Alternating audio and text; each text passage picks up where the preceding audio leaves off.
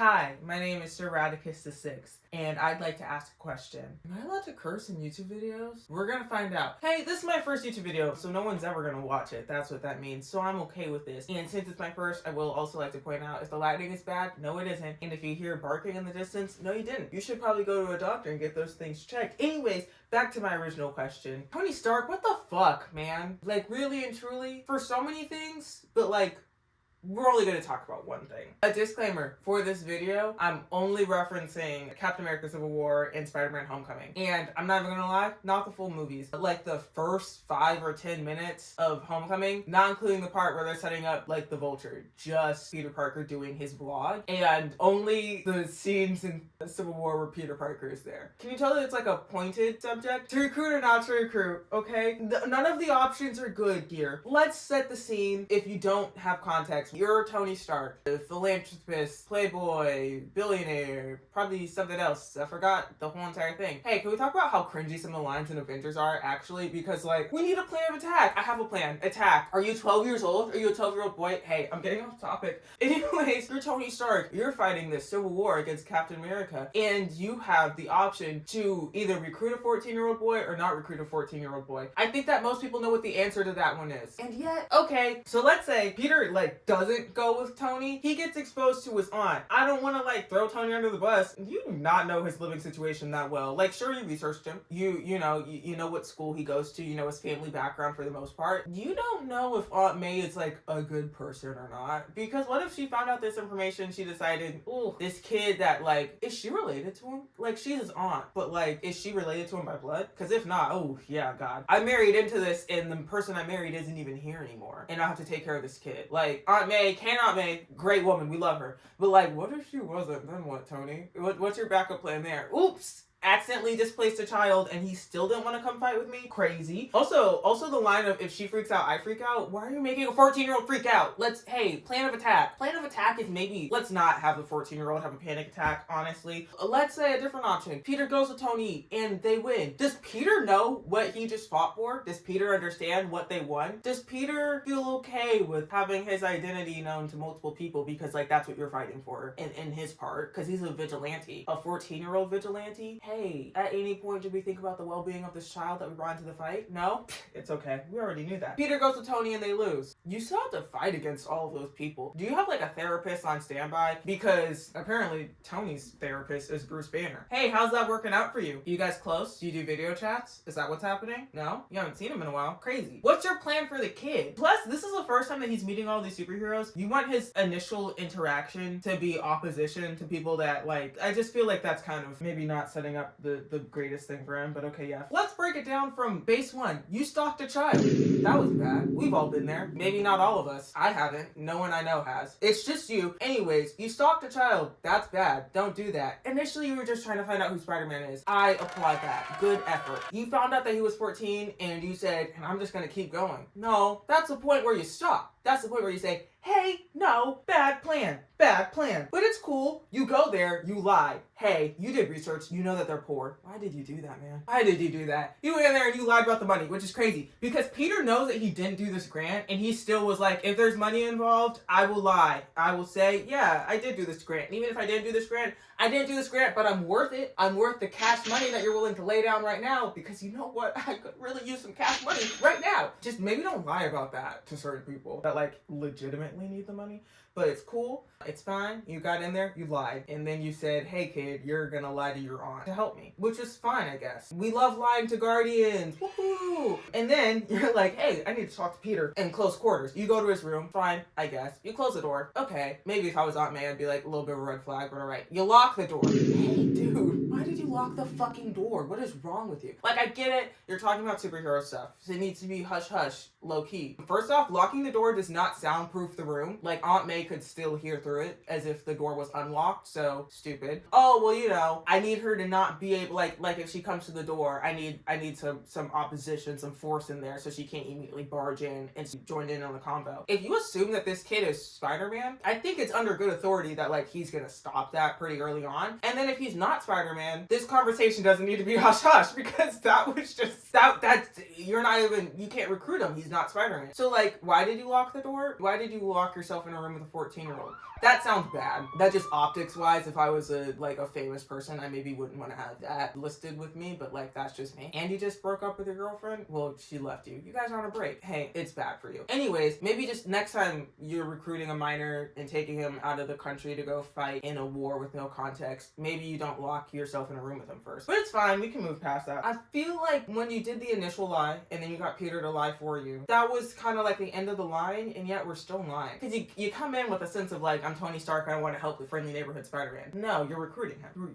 Hey, you want him to go to Germany with you. That feels... Actually, we're going back to the locked door really fast. I'm so sorry. What was your plan there? You locked yourself in a room with an enhanced individual and you're planning to like kind of coerce him into go fighting with you. What if he didn't want to and he felt cornered and he fought you? Property damage. I know what you're thinking. He's rich. You know what like a chunk of the Sokovia shit was? Property damage. So if we're going over property damage right now, and property damage is our main thing, you might not want to cause property damage in some random apartment in Queens. And then let's say that the kid started talking about it and they said, I felt cornered because Tony Stark locked himself in a room with me. Does that look good for you? Okay, anyways, we're past that. We're past that. You're in need of an upgrade, systematic, top to bottom, 100-point restoration. That's why I'm here. That's what he says. Is that why you're actually there? I mean, like, you wanted to find Spider-Man anyways, and this situation came up, and it was, like, perfect timing. But, like, presumably you kind of had some of this information before, right? And you were just waiting for the moment to use it, and now's the moment to use it. So it's like, are you here for an upgrade, or are you here because, like, I need you to fight Captain America? Let's be for real. And then you don't even tell him why he's fighting Captain America. You just say, hey, you got your passport? You're going to Germany? Because I think you'll like it. What's the context? What's in Germany? Why am I in Germany? Why do I need to be in Germany? Why am I fighting in Germany? What the fuck is happening? Why is there some scheduled fight in a random airport in Germany that I need to be at? That feels like maybe I shouldn't have to do that. And then on top of that, hey, let's just keep on lying to Aunt May as if she doesn't have anything else to worry about. Her only child just going off somewhere. That's fine. That's fine. Her, like, probably one of her last living family members. Cool. Yeah, let's just jet off. It's fine. I'm not stressed out about it. Who would be stressed out about it? Let's keep lying to Aunt May. No, it's cool.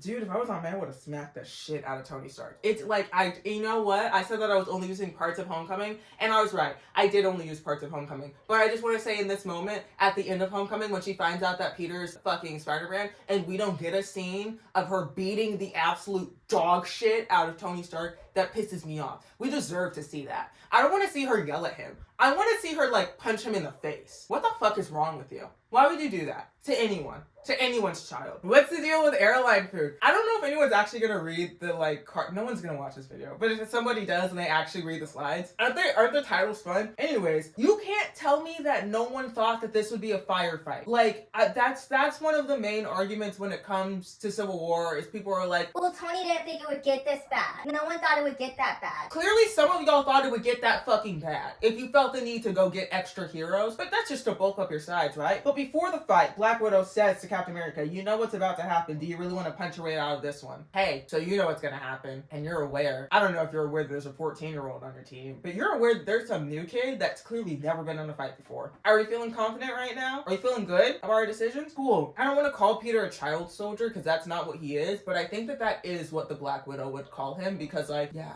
she would know going into a situation with zero to no context with just having to fight. And maybe Peter's a lot more upbeat about it, but, like, I don't know, I think Black Widow would be like, hey, that's kind of, what the fuck are we doing here? There's also this, like, weird dichotomy that I feel like I brought up earlier, this idea of, like, Tony kind of irresponsibly introducing Spider-Man to all of these heroes that he might have to fight with or against again in the future, and doing it in a really, like, maybe not the best way to set up for his future. Like, I know at this point, Tony isn't the whole, like, I'm gonna be a mentor to him, but, like, as an adult talking to a child, you kind of have to, like, instill some sort of, like, I have some of your best interests at heart, but introducing Peter in this way, like, maybe just, like, not a good decision. It gets introduced by stealing Captain America's shield, and then kind of shows his age a little bit, immediately tries to have a conversation in the middle of the fight, because he doesn't understand anything that's really happening. His nicknames here are Underoos and Kid, so it's not like everyone thought that he was an adult. Maybe if he was an adult, he's, like, freshly 18. I'm 22. I remember remember what it felt like to be 18. Now I look back and I'm like, no, that was like kid part 2. There's no way I'm trusting a freshly 18-year-old with like a good decision, or with Captain America's shield. So like the choices here are maybe like not the greatest to me, but it feels weird to have the superhero named Spider-Man as a 14-year-old, and you're getting introduced with childish nicknames, and you have to assert yourself and fight what maybe at the beginning seems like it's not that intense of a fight, but like at a certain point ramps up its intensity. And there's moments of apprehension that Peter shows during the fight of they're not stopping, and Tony responds with neither are we. Hey, was he cleared on this? What was he told before this? Well, we know what he's told. Just that Captain America went crazy and he's got to fight him. And I think at some point Peter says to Steve, like, Mr. Stark said that you're wrong and you think you're right, and that makes you dangerous, and that's why I have to fight you. Little to no context, and he's apprehensive enough to actually voice his concerns to Mr. Stark while in front of the other heroes, like while in the middle of the fight, is like, what's going on here? Because this is the first time I think I really actually need clarity on the situation. And Tony's just like, yeah, we're fighting. You weren't aware. I also think that, to his credit, Tony tries to evade having any responsibility for bringing in a 14-year-old by kind of just like going against it. Because Peter mentions one of the Star Wars movies and calls him really old. And as somebody who was born in 2002, I'm not going to say that the Star Wars movies are young, at least not the ones that he's referencing. So it's like, okay, you can understand to a fault why someone might call them old. Not really old, but like old. But Rhodey says, Jesus, Tony, how old is this guy? And Tony responds, I don't know. I didn't carbon date him. He's on the young side. Which you do know. You know. You stalked him. You're aware of how old he is. You don't want to say it because you know that someone's going to call you out because that was the terrible decision to make. But like, even outside of that, I think that Tony, in a way, if it was brought up to like the main stage as a problem, would have said that like Peter's demeanor towards this whole entire fight, his lightheartedness, the jokes that he was making, the attempts to impress him constantly, were due to his age and not due to the fact that he truly had no context for the fight. I think that is what Tony would have said. Like, he's young, so he doesn't understand the severity of the issues, when it's like, he doesn't understand the severity of the issues because he doesn't know what's happening. He has vague allusions to just Captain America being wrong. Nothing that has to do with any of the other supers, just Captain America. So it's like, okay, Tony, what the fuck, man? There's so many other things I could say about this fight, about Captain America's interactions with Peter directly, about Peter catching Bucky's arm, the little throw back and forth. Hey, buddy, I think you lost this. There's so many things I could say at so many different points. But you know what? We're just focusing on Tony, your bitch ass, because why the fuck did you do this? So we have all that. We do the fight. Let's ignore everything else that happened. He has to go home, right? Homecoming. Goes home after this intense, insane fight. So many things happen. Things that involve him, things that don't involve him. But let's be clear, his direct link is Tony, and a lot of things happen to Tony. So if your whole entire traveling there and traveling back was hinged on one man, you probably picked the wrong man, because right now too much shit is happening with him. But you know, he's there when he drops Peter off, so assumably everything's kind of okay, a little bit, maybe not the mess, but you know, what happens now? I've done this thing. You've pulled me out of my little bubble and you've introduced me to the big league. I assume in some form of a mentorship, or at least for good reason. You made a suit specifically for me. I was your lackey for a whole movie. What now? We'll call you. What the fuck does that mean, dude? Dude? Hey, dude? Be so for real. What are you talking about? We'll call you.